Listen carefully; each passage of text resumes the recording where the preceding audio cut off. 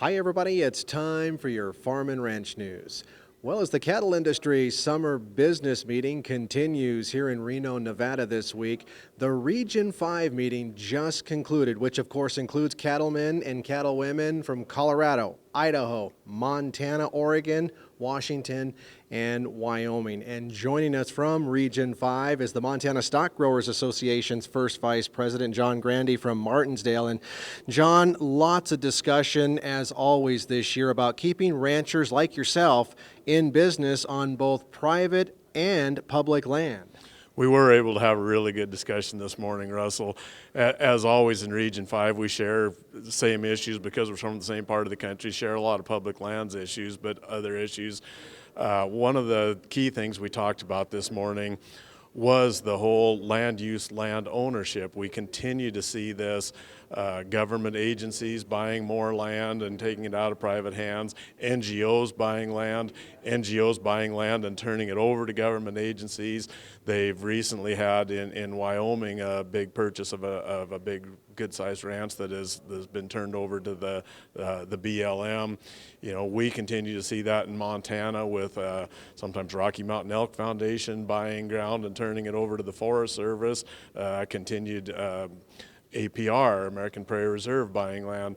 And so the big discussion of where do we go with this, because of the impacts of this, you're taking land out of private ownership and turning it into the government. The government hasn't necessarily been good at managing the lands they've got, and also you take that off the tax rolls, which affects local counties, local schools, big impact. And so the discussion, where do you go about that? It's easy to say that we don't like that, but there is support for these programs in a lot of the country.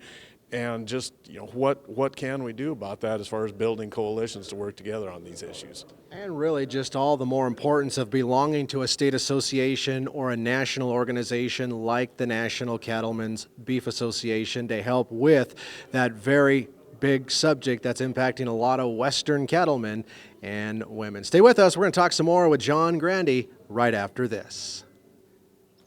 Beef farmers and ranchers around the country are implementing land conserving, wildlife protecting, award-winning environmental efforts.